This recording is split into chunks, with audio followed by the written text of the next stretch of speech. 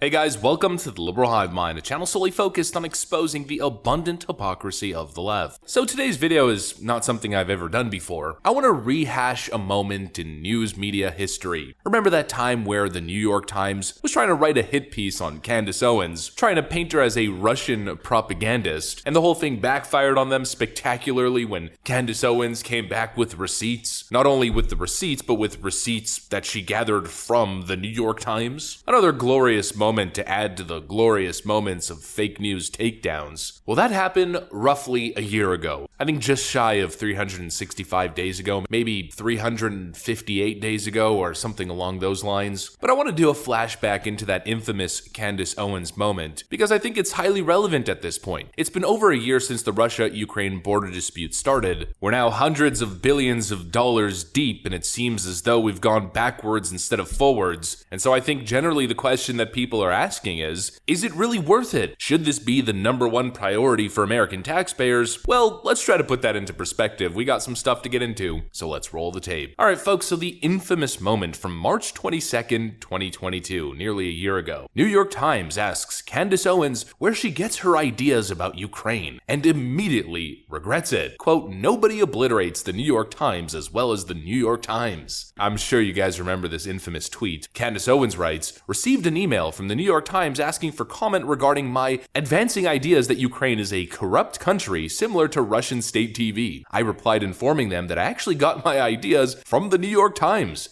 and provided them links to their past articles." Here's the email dated Monday, March 21st, 2022 to Candace Owens, subject New York Times inquiry. "Hi there, I'm writing from the New York Times. We're working on a story about Russian messaging that includes some of your comments. We note that you advanced the idea that Ukraine was a corrupt country, which match comments we've seen from Russian state media. I'm wondering if you have any context or further comment to add about this comparison. We're finalizing the story today. Thanks." Obviously, they're pretending as if this is a genuine inquiry, but we know exactly what the intention behind this kind of New York Times inquiry is. The summation essentially is, we're writing a story about Russian state TV propaganda and evil right-wing extremists that are propagating this propaganda. Candace Owens then famously responded, "I'm very confused by this email. I learned about the idea that Ukraine was a corrupt country from the New York Times. You guys have covered the corruption of Ukraine extensively for years. As just one example, here is a piece from the New York Times editorial board entitled Ukraine's Unyielding Corruption. I educated myself on both the neo-Nazi problem in Ukraine and the unyielding corruption by reading your newspaper, not Russian state media. Is there something specific that I said that was different from what you guys have written in the past? Thank you, Candace Owens." She then continues, "For more good measure, here are some more past articles written from reputable sources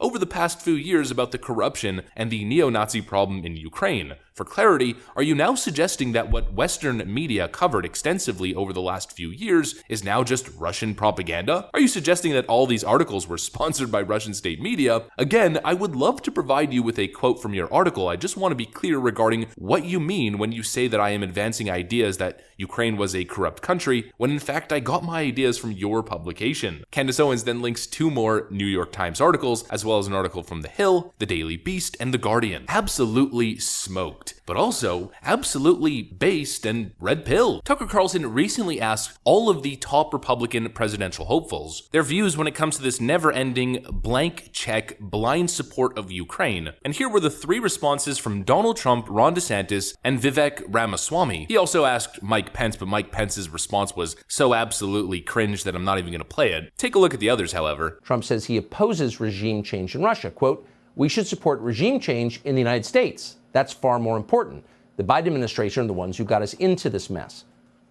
Trump repeatedly refers to the risk of nuclear war, which he describes as absolutely real, and then he calls for a negotiated peace by Ukraine mediated by the United States. Quote, "Both sides are weary and ready to make a deal," Trump writes. "The meeting should start immediately. There is no time to spare.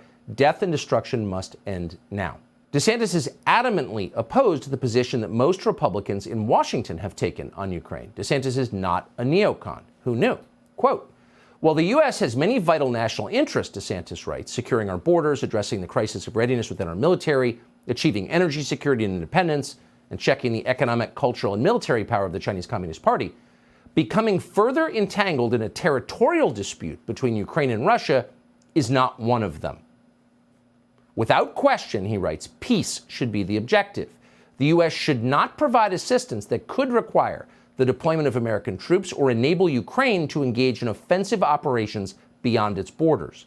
F-16s and long-range missiles should therefore be off the table. These moves would risk explicitly drawing the United States into the conflict and drawing us closer to a hot war between the world's two largest nuclear powers. That risk is unacceptable. We cannot prioritize intervention in an escalating foreign war over the defense of our own homeland, especially as tens of thousands of Americans are dying every year from narcotics smuggled across our open border, and our weapons arsenals, critically for our own security, are rapidly being depleted. If I were president right now, I would limit any further funding or support to Ukraine. Ukraine is not in the top 5 of American foreign policy priorities right now, and yet merely questioning whether the money we spent on the war is being done effectively or perhaps even prolonging the war is seen as disloyal. We get accused by both Democrats and Republicans of being, quote, Putin sympathizers. The Washington Uniparty and defense contractors want this conflict to go on forever. For the sake of the global economy and peace, we should be doing everything we can to end it tomorrow. End quote. And the one common denominator that I find myself agreeing with more and more as time goes by is the issue of policy priority. Should Ukraine be a priority of the American taxpayer? Because right now, it seems as though Ukraine is the #1 priority. And it seems as though the justification is that the Western alliance must stand with Ukraine against Russia because Ukraine is the good guy and Russia is the bad guy. Ukraine is a democratic country that belongs in NATO is kind of the narrative that's being spun right now. But it's funny how quickly media narratives shift, because not so long ago, as Candace Owens pointed out, the entire mainstream media apparatus was endlessly writing stories about how deeply corrupt Ukraine is, and the quote neo-Nazi problem. Those are, by the way, 2 of the main talking points on Russian state TV. It's funny how quickly Ukraine went from one of the most corrupt countries in the world to a country with democratic Western values that must be protected at all costs. I mean, for Pete's sakes, this was Bill Gates not too long ago. The Ukrainian government is one of the worst in the world. Corrupt, controlled by a few rich people. I mean, really unfortunate for the people in Ukraine. Here's an infamous clip from the Ukrainian parliament.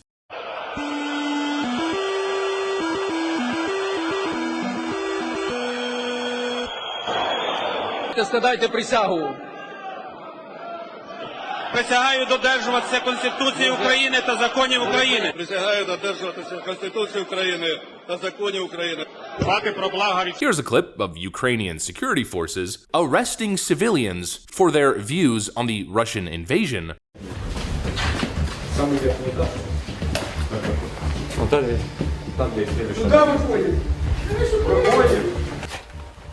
Все, зафиксировал, можешь посмотреть. Смотри на меня.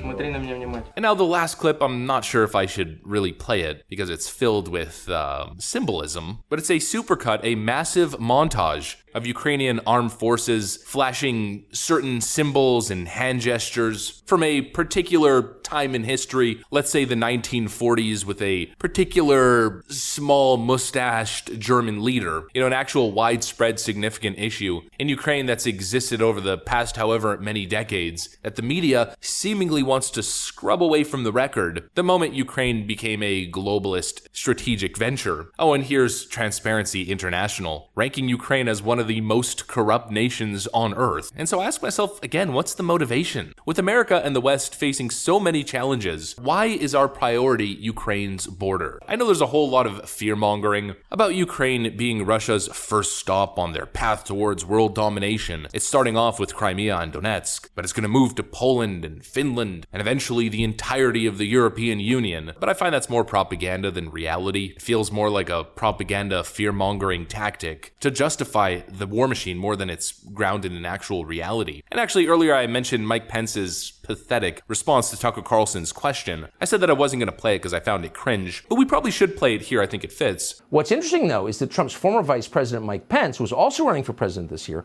opposes his old boss on nearly every point. We're paying the Ukrainians to fight Russia, Pence writes, so we won't have to fight Russians ourselves. Pence endorses even stricter sanctions against Moscow. He dismisses the risk of nuclear war as a, quote, bullying tactic from Putin. And then Pence suggests that anyone who disagrees with his views on Ukraine is a disloyal American. Quote, there is no room for Putin apologists in the Republican Party. Mike Pence did not specify who he was talking about, though we suspect this show is included in that treasonous category. There's something deeply disturbing about the establishment uniparty stance here. The way they talk about Ukrainian lives as being almost like cannon fodder, I find utterly despicable. Remember Lindsey Graham's stance? I like the structural path we're on here. As long as we help Ukraine with the weapons they need and the economic support, they will fight to the last person. This idea of as long as it takes to the last life, that America's strategic goal here is to basically use the Ukrainians as cannon fodder for the globalist regime's desired end result, is frankly sickening. Let's just use the Ukrainians to fight against Russia so we don't have to. You know, if this border dispute was as important as they say it is, if it was essentially akin to fighting the Nazis in the 1940s, the idea that the Western world would just sit back and sacrifice Ukrainian lives is frankly deplorable. If it was really the existential threat that the media tries to convince us it is, then it essentially would be World War III. But I don't think that's what it is. That's simply the propaganda. What this really is the EU and NATO's strategic interest being put ahead of everything. It's the military-industrial complex who have been starving for conflict after 4 years of Donald Trump's presidency, salivating at the mouth at the idea that they finally have a conflict and they can finally funnel billions upon billions of dollars into their pockets. It's a war for profit racket. It's the priority of the globalist elite and not of the American taxpayer. That's the only explanation for the sudden shift in narrative. Only the puppet masters behind the scenes can shift a narrative across the board so quickly,